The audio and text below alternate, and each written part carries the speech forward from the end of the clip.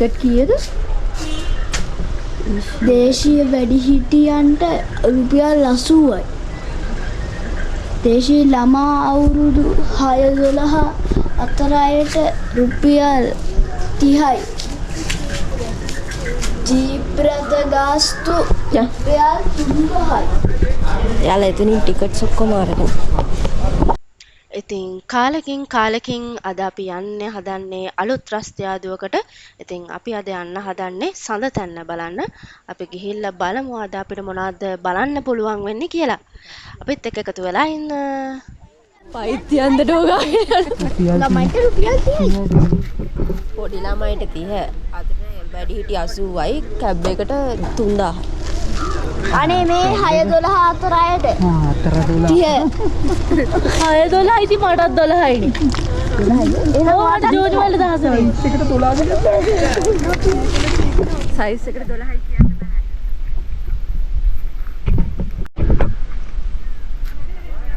නගින්න ඩිස්ප්ලේ මේකට මම ඒකට යන්න. එන්න. ඔව්. එන්න විශ්මි යන්න. මං ඉස්සරහට එන්න. යන්න මෙහාට. මට වීඩියෝ කරන්න ඕනේ.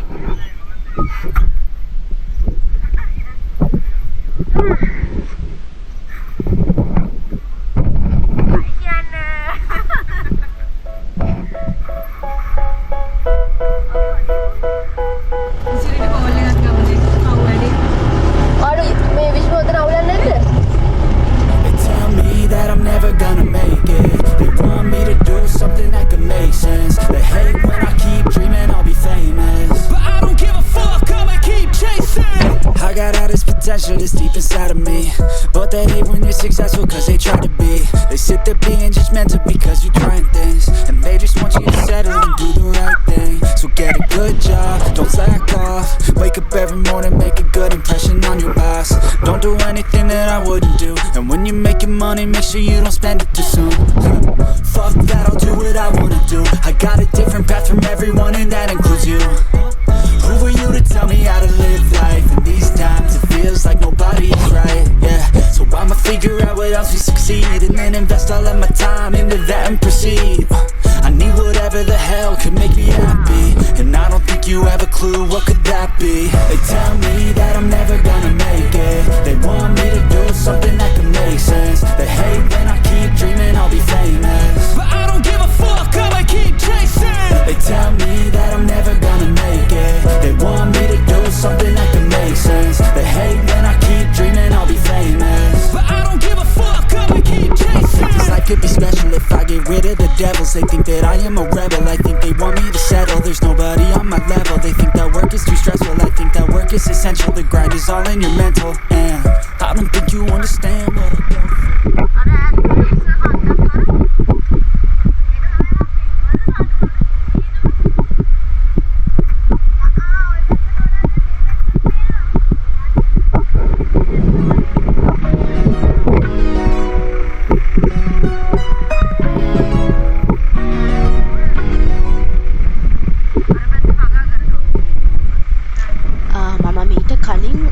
දෙපාරක් විතර ඇවිල්ලා තිනවා සඳ තැන්නට.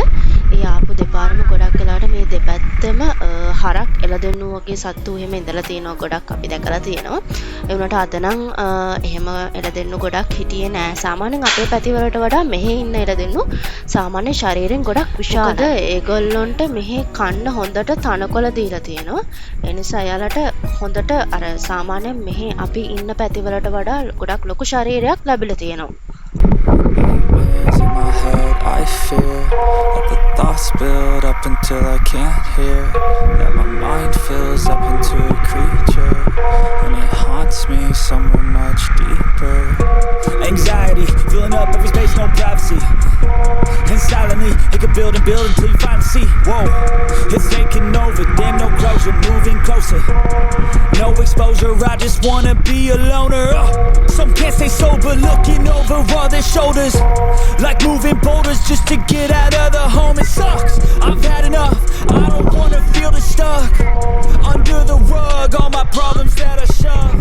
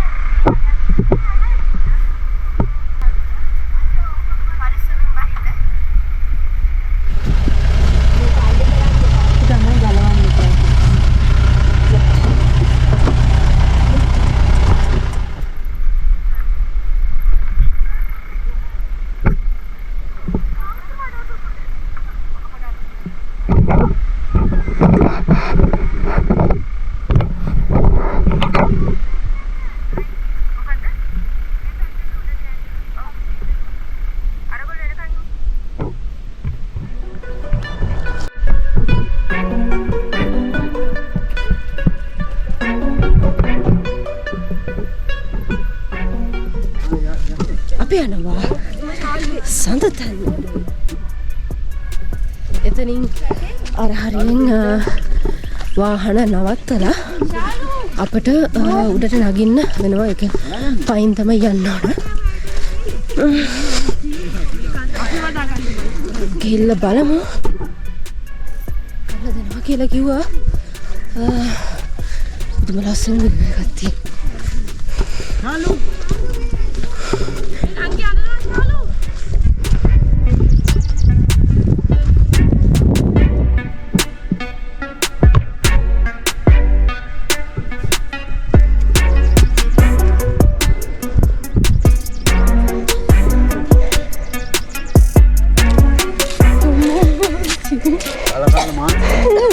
Kala mansi.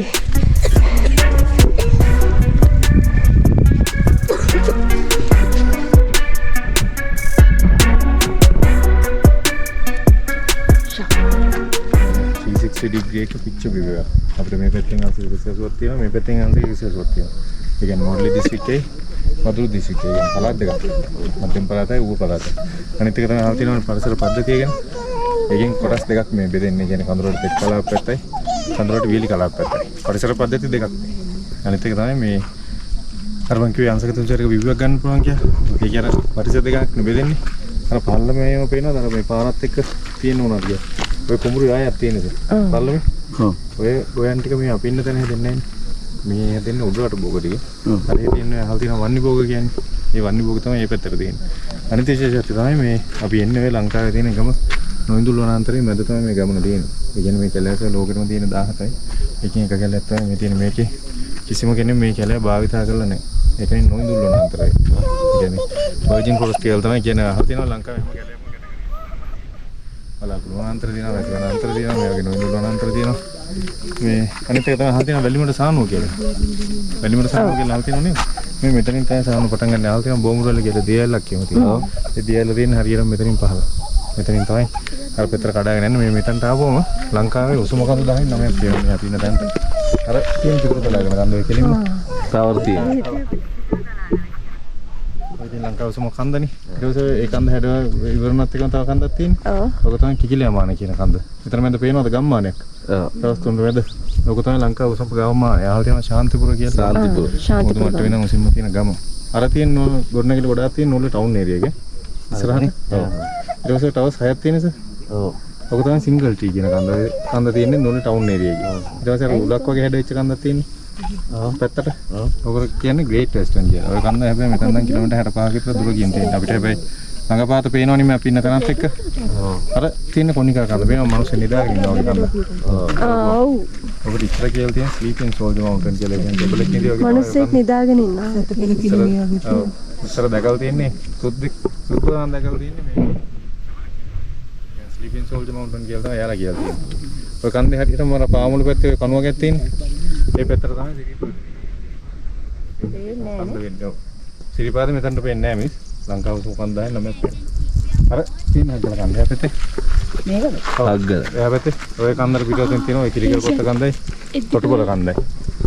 අර පැත්ත තියෙනවා මේ නවුණුකුල කන්ද. අවසානට ඒ කියන්නේ කිලෝමීටර් 85ක විතර දුර කඳුරට වියලි කලාපේ අවසානටම පේනවා. අර පැත්තෙන් ඔය අහල් තියෙනවා දියතලා වපුතලේ බණ්ඩාරලා. ඒ සයිඩ් එක මේ පැත්තෙන් බලන්න. මෙතනින් අර ඒ පාරෙන් එහා වියලි කලාපේනේ. මෙතනින් එහාට වියලි කලාපේ. මෙතනින් මේ ඉන්නේ. ඊටම නැගෙනහිර බෑවුම. ඒ මායිම. මෙතනින් එහාට වියලි කලාපේට තමයි. ඒ වියලි කලාපේ කියන්නේ කඳු කර වියලි කලාපේට තමයි. මෙතනින් එහා නුවරදී. මෙතනින් එහාට නුවරලි මේ අංශක 180 මේ පැත්තට බලුවොත් කෙලින්ම නුවරලි පැත්ත මේ පැත්තට වියලි කලාප.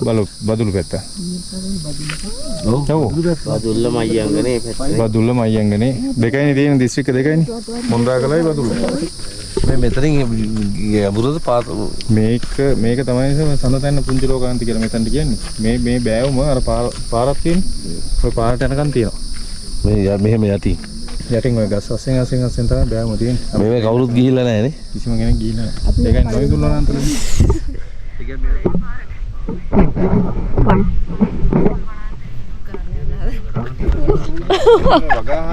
වැටෙන්න එපා.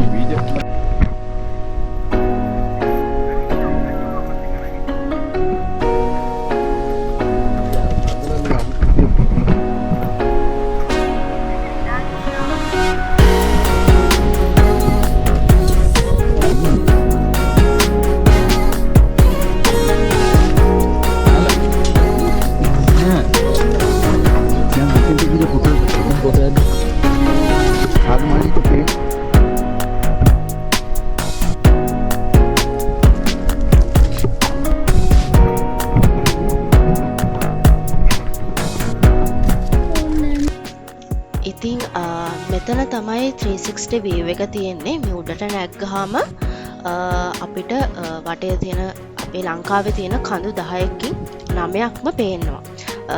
අපිට හිටපු කියන්නේ අපි එක්කන් ආපු ගයිඩ් අපිට ගොඩක් හොඳට තේරුම් කරලා දුන්නා. ගොඩක් ලොකු විස්තරයක් අපිට කියලා දුන්නා. අපි ඒක වීඩියෝ එකට ඇඩ් කරලා තියෙනවා. ඔයාලා කලින් බලන්න ඇති. එතකොට අපි සෆාරි ජීප් එකේ කිලෝමීටර් ගාණක් ආවා මේ ලස්සන වීව් එක බලන්න. ඉතින් මාරම ලස්සනක් තියෙන්නේ. අපිට මෙතන කතා කරන්න කියන කතා කරපුවා ගොඩක් වෙලාවට ඇහිලා නැතුව ඇති. මොකද හුලං සද්දේ වැඩි නිසා ගොඩක් ඒවා වීඩියෝ වෙලා නැහැ.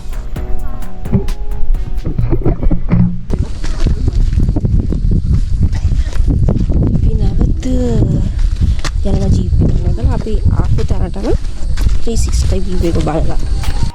ඉතින් අපි සඳතැන්නේ වීව් එක බලලා 360 වීව් එක බලලා එහෙමම අපි පිටත් වුණා ඇග්‍රෝ පාක් එක බලන්න යන්න.